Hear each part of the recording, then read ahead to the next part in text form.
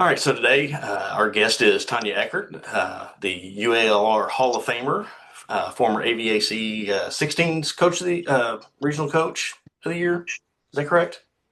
Yes. And director of Elite Volleyball Academy. I've known Tanja now for about 5 years, I think, 4 or 5 years, after my stepdaughter Megan played for her. And go ahead and tell us a little bit about yourself. Ooh, a little bit about me. Okay. I grew up in Croatia. I received a full scholarship in 1997 to come play for University of Arkansas at Little Rock. Came here, played 4 years, and that's actually the journey that kind of started my entire volleyball career going into next 30 years. And little did I know that I was going to be a volleyball coach, but at that time, I thought I was going to do something in business. So I guess that's the shortest version of my introduction. Gotcha. Um, so how many, just real quick, how many teams did you start with when you started EVA? So originally there was one. So we were somewhat of a satellite team because when I moved back from Miami, I really just wanted to focus on training and development, player development. And so little bit by little bit, around the kids that I was training, they said, hey, we have the team, we have the gym, we have the balls, we just need the coach and we want you. And so we kind of became this little satellite team. And slowly I had developed the vision of what I wanted to have the club that I envisioned look like.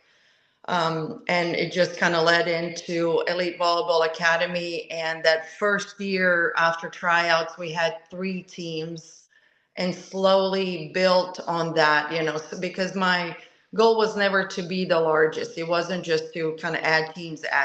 It was very important that we, follow that vision that was put up front with high quality. And so we added teams only based on the quality coaches that we had. And now we're at 29 teams for third season in a row, which is, I feel like, has been the ultimate number where we have enough depth in every age group, and we're not doing just teams to be doing teams. It's very important to us that we serve every team with high quality. So when you started this, how many, and I don't want to say because it sounds bad, but how many big clubs were there at the time? Well, at that time, there was Little Rock Juniors, and then Fatchmo that turned into 501 Volley. So, Gotcha. yeah, those two pretty much. Was there anything where there was Ozark? When did Ozark Juniors come around? Oh, Ozark has been going since late 90s, I want to say. Yeah. Okay. So they've been steady. Little Rock Juniors, I think, came about in 1998. I was actually on staff because I was Coach Compton's player at that time, and all her players were involved in the JO program. Gotcha. Speaking of Coach Compton, um, Hmm. kind of, I think, may not have surprised you, but surprised a lot of people when she announced her retirement. Talk about the impact that she had on you and the impact that she's had on volleyball in Arkansas in general. Oh yeah, Coach Compton. It's incredible what she's done. I mean, she's been involved in developing volleyball in Central Arkansas over 4 decades, which I think it's very admirable. And where do I even begin? I look at her as, mother figure, as a mentor, as a friend, all in one, because over the last 30 years, she had a huge impact on me and the trajectory that my career took. I loved playing for her 4 years, 97 through 2000. She was an extremely caring coach.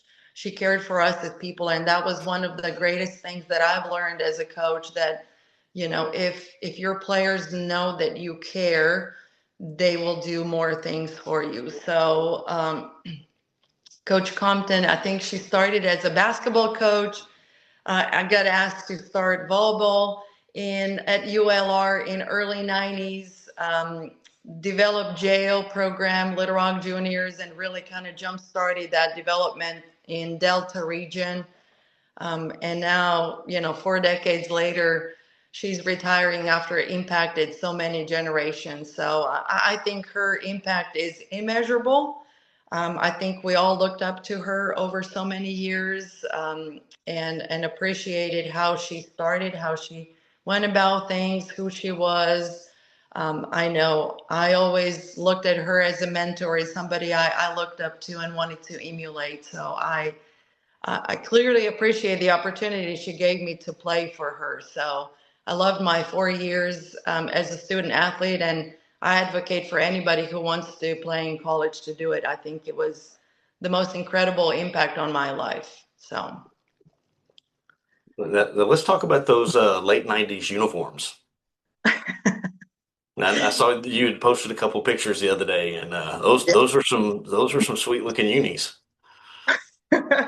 yeah, I would say uniforms developed over time, definitely from really baggy tops, long sleeve tops, to short sleeve, to V-necks, to, collars, to getting a little bit more refined into what they are now, I guess, sleeveless with sleeves. So it's just, like trendy, like in anything else, fashion follows sports Oh as yeah. well. Yeah. Yeah, I always found it kind of wild of how excited everybody gets when the uniform reveals come out now. It used to be and it was the same way when I coached baseball, but when I played, you were just happy to get your uniform and games were starting. Now it is, I mean, uniform stuff, whether it's club teams, whether it's high schools, whether it's college, it's becoming an event to show off the uniforms. And Yeah. it's crazy, but I like one of the things I always liked about you guys. You keep your uniforms fairly consistent. Although I have really liked the pink editions you guys made. I think those look fantastic. So, So um, the two prominent colors that we had, white and navy. And so once we realized we're playing a lot of 3-day tournaments, we wanted to get a third color, which was gray at the time. yeah, Then a lot of times it would happen that gray and navy referees would not find contrasting enough, so we needed to think what can be the third color that can create some pop. And that's how we came up with the pink. And it goes really well with white and navy. So, yeah, looks great. So, yeah.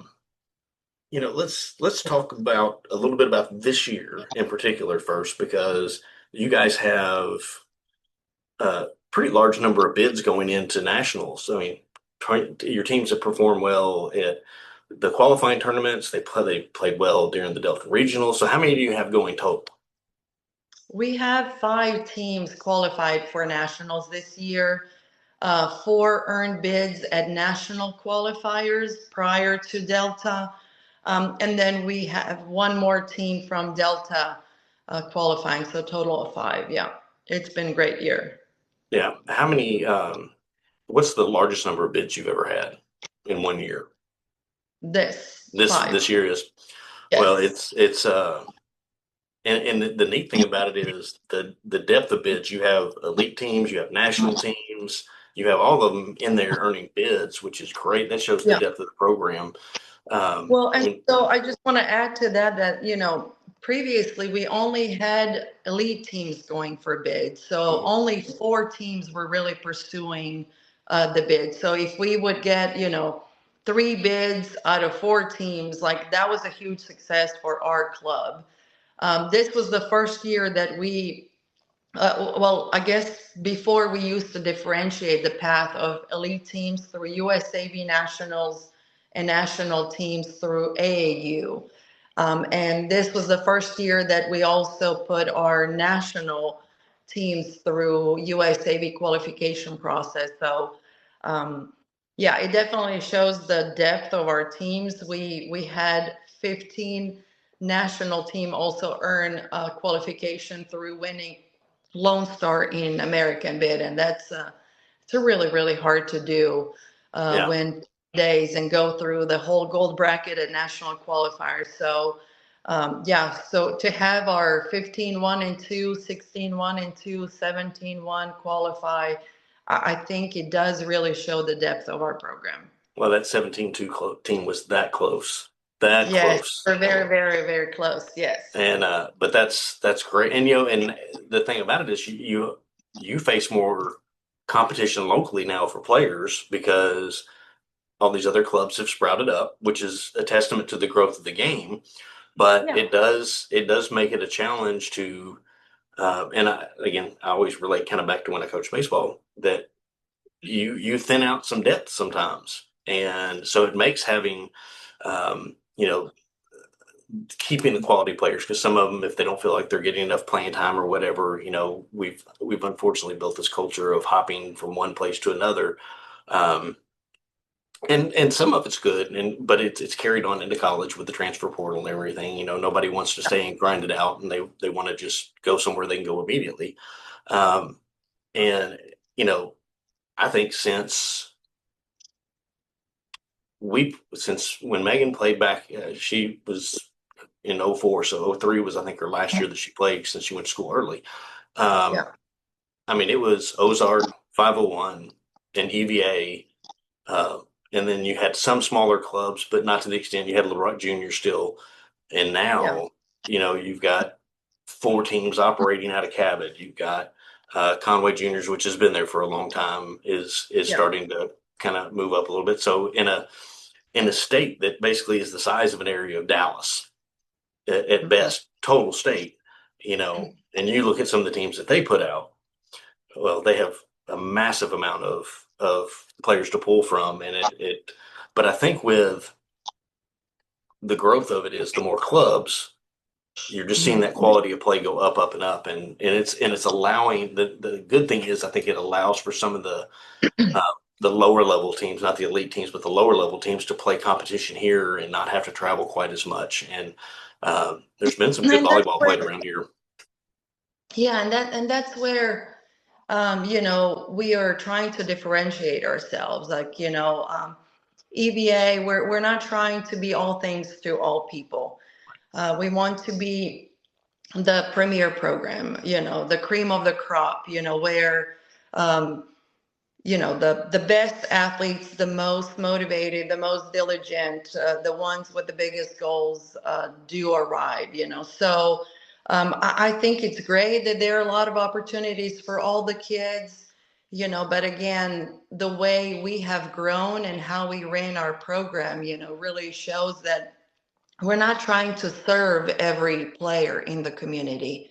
We do want to be the premier program and be the quality of how we service our players and our families and our coaches. And so I think that goes back to that vision, how we started, and not really wavering from that vision. And so over the years, you've had some people who don't feel like they're fit for it, and that's perfectly fine. And like I said, we're not trying to be all things to all people, but we do want to be the top choice for everybody in Central Arkansas. So investing in our coaches, investing who we hire, investing, in teaching them and mentoring them in our non-negotiables, in our, playing principles, coaching principles. That's where we see the longevity of our program and how we were able to maintain that high standard of what we do and how we do. And you bring up a great point on how you hire your coaches, because that was going to be one of my questions is how do you go about looking and searching out those individuals that and you're fortunate because you have several former players that coach for you. Yeah. But when you're looking at you know the skills of a coach and what to bring into your program, what do you go for? I worked in Miami while I was there at FIU. I worked for a Miami Elite. And a lot of great things about how to run high quality program is what I've learned from them. And one of the things when it comes to hiring, I attribute to learning from them. They said you first have to look for great people.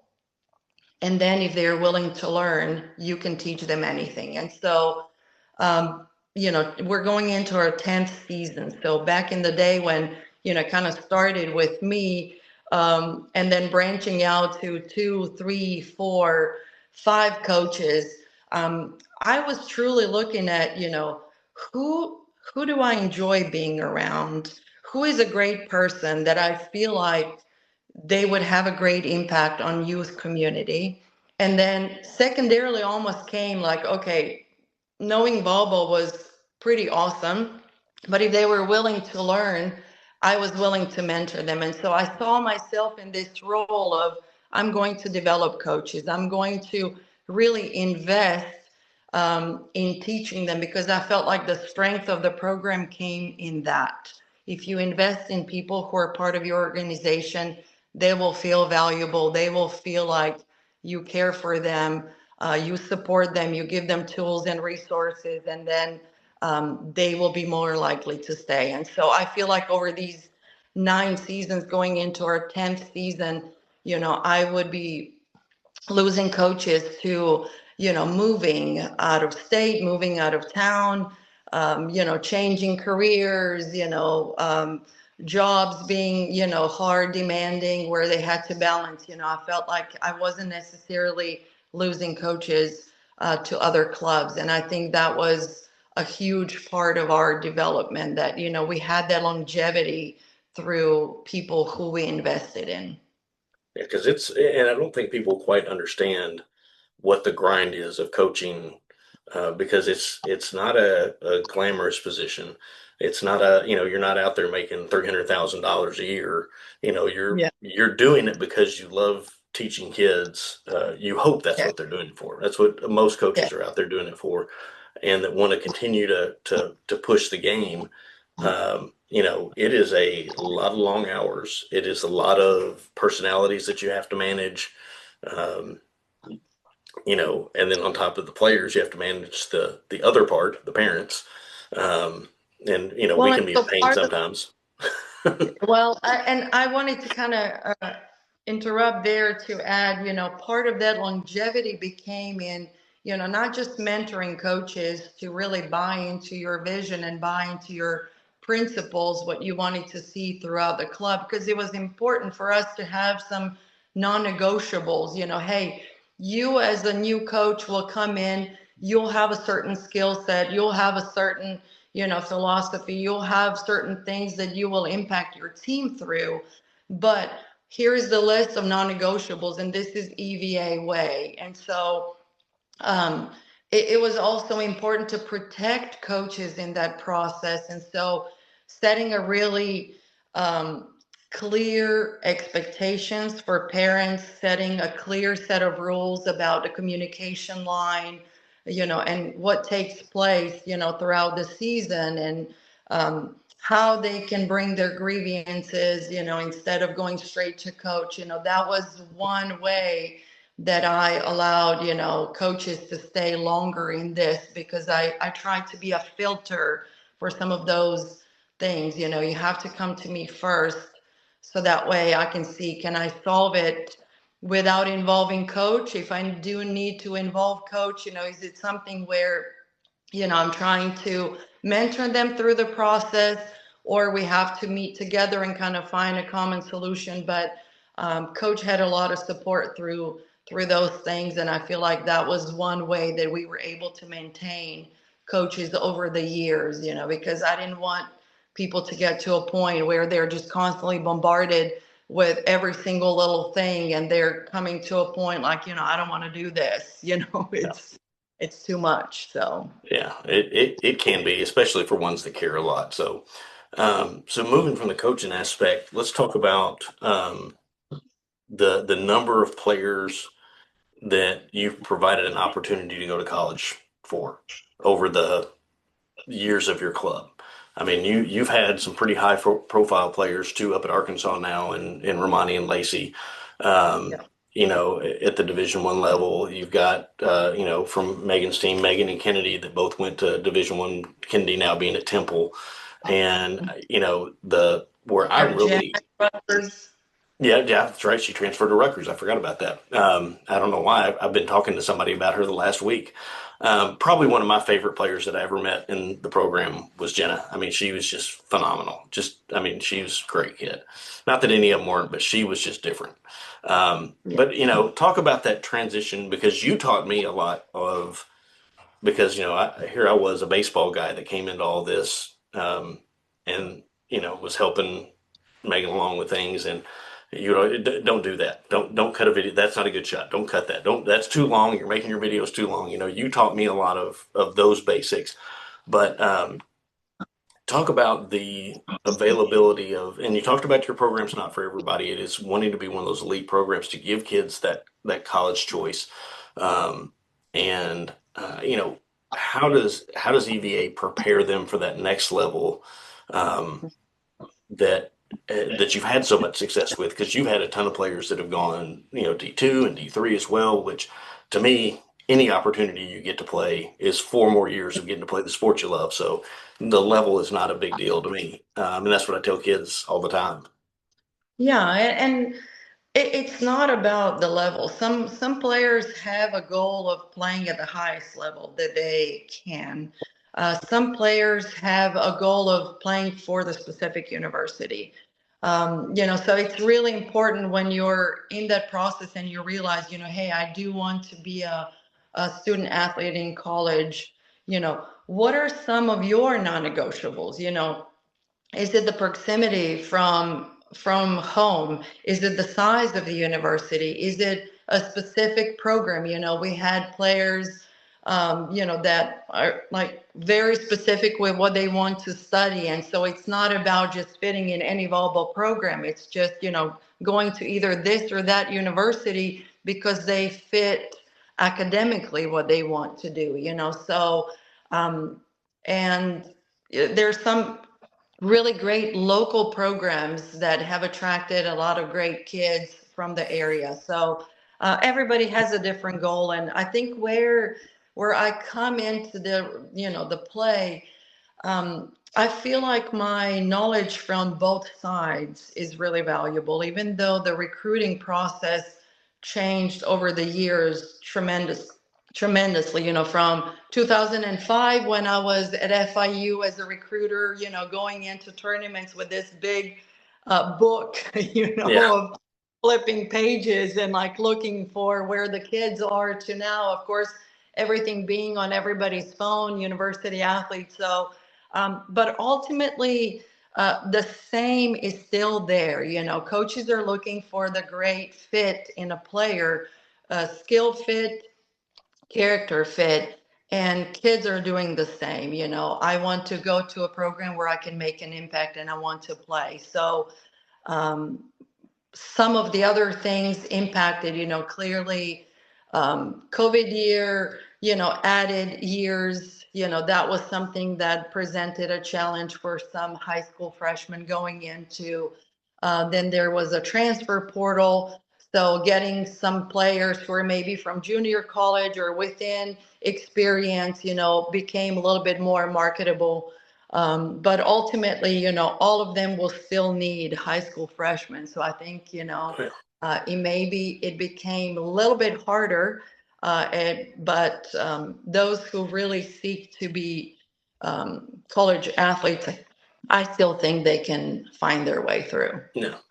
And it's gotten crazy. So the 4 years I've been doing this now, five, yeah, 4 years that I've been working on some of this stuff. The last 2 years have had complete changes in recruiting. You've had, the with the breakthrough with the NIL stuff, which doesn't affect volleyball as much. It does at some of the bigger programs. I mean, your Nebraskas and Wisconsins, they have ridiculous budgets, but you get Sure. down to the mid majors, and it gets, it's a little tougher. But last year it was the roster limits that they went to. You have to have 18 on a roster, basically almost kind of pushing to eliminate a walk-on program, which is a challenge. And you've had some schools because of the cost of basketball and football have had to cut back in similar ways. So you're looking at teams now that went from rosters of 20 down to 16, and people, oh, that's just 4 players. Well, that's 4 players in practice that Yeah. you can rotate in and out. That's 4 players that you can rotate in and out of games, and that gives you some roster flexibility. Where now they're going to the 5-for-5 rule, which Mhm. has not fully passed yet, but every coach I've talked to is said it's going to. And one side of them is very happy because it's gonna mandate the transfer portal a little bit easier, because that has gotten out of control. I mean, I think there was 650 something girls in the transfer portal this year, um, and only about a quarter of them I think got picked up. So you're going, and a lot of those are grad transfers and stuff, so they're probably at the end anyway. But now you have 5 years to play five. It starts either at your graduation or 19 years of age. So now you're going to have, instead of 4 years to play or 5 years to play four, you know, you take away that redshirt year, you just got 5 years. Yeah. Yeah. Even just those four spots that you mentioned, you got to multiply that by 330 Division I programs, Mhm. just as many Division II. Then there is Division III, NAIA, junior colleges. So over the big scheme of things, that's a lot of players Yeah, that ultimately might not have that opportunity. Um, but I think, again, the what I can provide in the process, it does require player to be fully immersed into the process. I always yeah, say, I can be your biggest advocate. I can help you, but you have to want to put the work in. It's not just like, okay, I'm going to play for that club and I'm just going to automatically get recruited. All those athletes that have created those opportunities have put tremendous amount of work in the background. You clearly have to have some skill set that attracts eyes on you, but then you also have to have a great character. You have to match it with being a great teammate. You have to be somebody who has a great work ethic. You have to consistently send emails and market yourself and create relationships.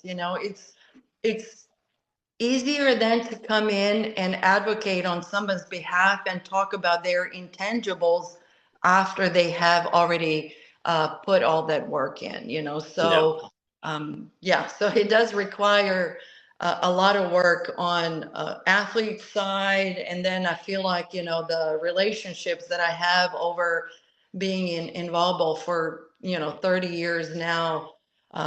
Volleyball world is pretty small. I'll give you an example. There is always like some people intertwining.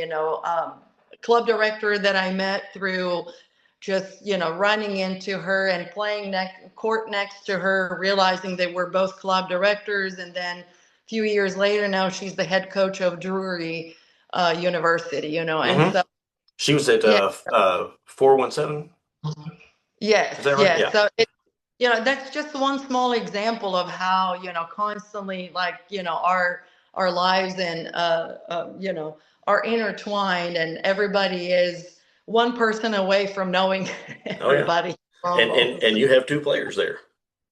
Yes, yes. So And um, mhm, one more thing on the 5-for-5 rule. yeah. And I'm having North Alabama's head coach on my next podcast. And he's recruited Arkansas pretty heavily. He's gotten Mhm. 3 girls for his 2027 class out of there, but they have all told me that the 2027 year is going to be the hardest recruiting year. And so what they told me is, as much as you can, put out the word for them to be patient. Their offers are probably going to come later, as in, Yeah. there's still 2026 is getting offers right now because everybody's kind of figuring out, where to adjust to their roster. But they said the 2027 class is going to be the hardest one to gauge when the new 5-for-5 rule goes into effect, because it's going to have, so players that are playing now can choose the old rules or they can choose the 5-for-5 rules. Yeah. But all the new players are going to be on the 5-for-5 rule. So how do you lay out your roster? And so it's going to take a lot of patience on those 2027s to get through this. I think planning for coaches, when I go back thinking, how we used to plan for um, positions and years, back when I was at FIU, you're kind of trying to kind of stack your positions. Hey, let's have a freshman setter and a junior setter, and so then kind of every 2 years you need that position, and so planning when players used to stay for 4 years at the university was a lot easier in that sense. And Yeah. of course, if somebody would get injured or maybe realize they didn't want to do that in long term, so there were always some things that happened along the way. But I think overall roster planning was a lot easier. Now, with those rules changes that you just mentioned and roster cuts, that creates a challenge in itself because, all the coaches have a harder time planning because, they have to see what's going to happen with their roster once the transfer portal opens, Yeah. so I'm kind of saying the same thing for all the sophomores, hey, June 15th will come, but it doesn't mean as much as it did 7, 8 years ago when it was this like big event. Now Yeah. it just really signifies the start of your recruiting process, communication, and then the recruiting goes well into your feels like senior year these days, just because Yeah. of all those impacts on the recruiting process. So it definitely made the process long term. But even when kids were committing a little bit earlier, that didn't really solve the problem because then, coaches would change. Yeah. You commit early your sophomore year, by the time you're senior, that coach is no longer there and you're basically restarting your entire process, So Yeah. I don't know what the answer is, but I know it's a ever evolving process, seems like. It would just be nice if they settled on something. The shift in the last two recruiting cycles of the roster cut downs, and then you had the chance to go full scholarships or not full scholarships, but scholarships for everyone. It's kind of gotten in the way baseball is. Baseball splits 11.7 scholarships between 25 players. And schools are now starting to be able to split, some offers up that way. And then you go to this year, uh, they just, it's got to get settled out somehow. It used to be Division I. It used to be 12 headcount scholarships. Yep. That meant that 12 players were on full scholarship and everybody else was a walk-on. Then they allowed extended number of scholarships, and I think now with a roster being capped at 18, if a school has the funding, they're allowed to have 18 scholarships. Yeah. Or They go. if they have 16 full scholarships, they can split them up. So that does allow more kids to get financial aid, which I think is great. That's probably one positive thing there. That it is. And, I think you bring, really good value because you've been there as a player. You've gone through the recruiting process. You've been a player. Of course, it's probably a little different coming from Croatia to here. Mhm. But then you come here as a player, so you understand and can tell these kids this is what your life's going to be like. Because a lot of them walk into a pretty big shock because now, especially, they've never lifted the way they lift now. It's a round the clock job, and it is so much bigger than what they've done before. No matter how much you can train them on the club level, how much they can go do extra, how much they can never do in high school, it is a different world when you step onto a college campus. Yeah. So what's really cool now with us going into 10th year and having all these athletes who have graduated and played all 4 years and are coming back to our gym to continue to training if they're still playing in college. And we always use the opportunity when our alums are in the gym to, gather up all the kids and ask questions. And all of them really talk about that change and that shock, and so there are things that club can never teach kids that they will learn when they go to college. And one of the things is our roster size. So, club teams are 10 players, at least in our area. Mhm. You have areas where they're 14 or so. When you have a small roster of 10, one injury greatly impacts that team, because immediately now you have to shift somebody. With 10 players, everybody has a position, everybody has a role, everybody's a contributing member. So the things that you learn when you go to college and you're on a roster of 18, and it's not just two outside hitters, but there is six of you out there fighting for two positions. That clearly adds a dimension that we can't teach Yeah. that with a small roster and everybody plays at all times. So Yeah, it's a different world when and everybody that's there, and no matter what level they're on, they were probably the stars of the team that they came from. So you're on, you're not going to out talent somebody just right off the bat. yeah. It's a big grind. So, That's so probably one of the hardest things, for everybody, because they do come as a star of their high school and star of their club team. And now you're adjusting to completely different pace and level, and oh, fighting, with six other people for the same position. Yeah. yeah, and you're walking in as Yeah. a 17, 18-year-old freshman across the court from somebody that might be 23. I Yeah. mean, that's a big jump in age and For experience. sure. So, um, you know, the the the whole club scene has been really great for promoting and getting volleyball to grow. You're starting to see, and like I tell everybody, I do this stuff for free. I don't think it's right to charge anybody for this stuff unless you're really, and the reason to do it is because I do similar to what you taught me. I teach them how to do it, and then you go do it. I don't want to cut all your videos for you. I don't want to do all these things. I want to teach you how to do them, and as a family, how you guys can work together to do it. And then it's all right. It's all there for them. I mean, Yeah. you get on University Athlete, you get on, you don't need a ton of apps. Every college coach will tell you right now, if you're going to be on one app, it's going to be University Athlete, and it's because 95 to 98% of them use it. Um, and that wasn't prevalent even a couple of years ago. Um, but it's really a process you have to take as your own, like you were talking about earlier. I love now the fact that people that I've helped say, yeah, we're on the trip home from the tournament, and she's sitting over there cutting video on her phone of the tournament. I'm like, great, that's what it should be, because um, the kids know more about what shots look good, what shots look bad.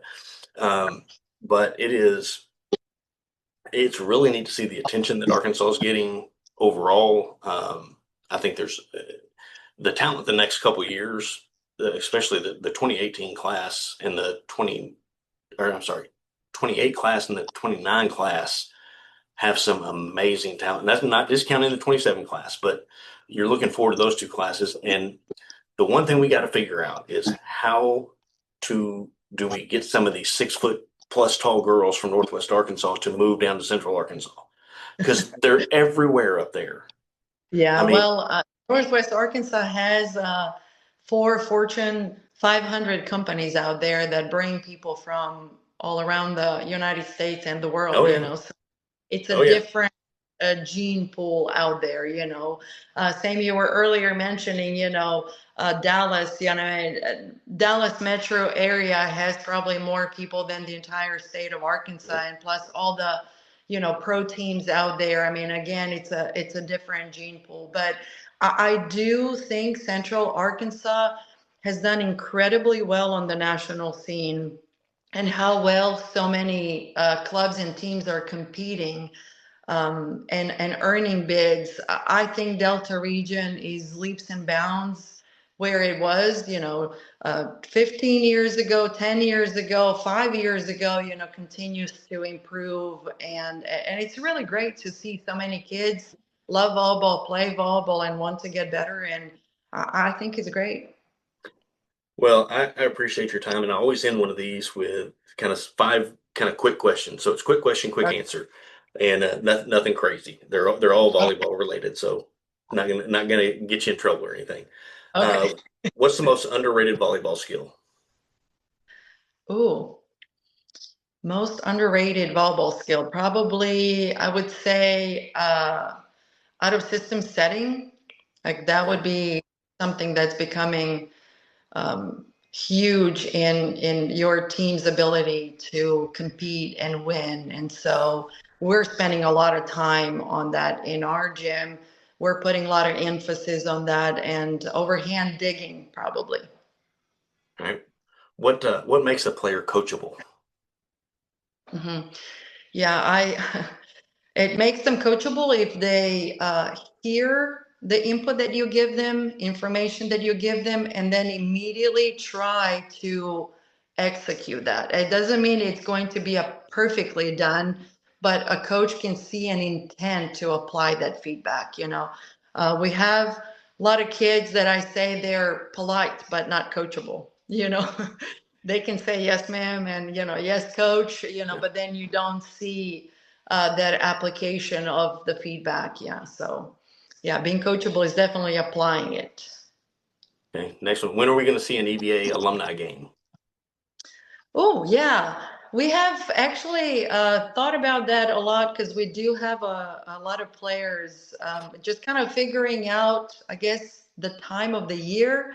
Probably Christmas time might be a good time, possibly summertime. So, yeah, it's in the works. Gotcha. All right. What's the hardest thing about running a successful club? The hardest, I think. The hardest is, oh, that's a good one. Just maintaining maintaining that level through trusting a lot of people around you. So clearly, 10 years ago, when it was just me and a couple other coaches, the control over training and the teams was a lot easier. Now, when we have 29 teams and over 60 coaches, I had to learn to delegate a lot and let go of some things, but it's still having a great oversight of the program because anytime I think you kind of let some things um, slip, you see that oversight is important. So I would say definitely trusting a lot of people. All right. And what are you most proud of from your time with EVA? I think I'm the most proud of relationships, relationship with so many former student athletes from our program, families, seeing them succeed, seeing them do well, seeing them reach their goal. That's literally why I do what I do. So makes me so happy when somebody reaches their goal, whether that's to make, seventh grade team or varsity team or get a college scholarship, or get a job or internship. It just makes me really happy to see people who have gone through our program succeed. Well, I appreciate the time. I appreciate getting the opportunity to let you tell everybody about EVA and the program that it is. And um, good luck in nationals this year. You've got what about a month to get ready for them now, and Yeah. a little over a month. And it's it's always kind of that weird period after all the qualifiers end. Then it almost feels like you're kind of twiddling your thumbs for a little bit, but you got to rest those bodies a little bit and you got to rejuvenate to get ready for that big run in nationals because it's a grind. So, Yes, we're, uh, we're very committed to going back to the skill training in May. So we're going back to details of skill and doing small things really well. And so then we'll gear up again in June with our team system. And so we've seen success with what we do. And so we trust in our process, we trust in our work, and we're excited for the nationals. well, good luck, and we'll talk to you again after you get back with a couple trophies. Okay, sounds great. Thanks, Thanks, Robin. Coach. Appreciate it.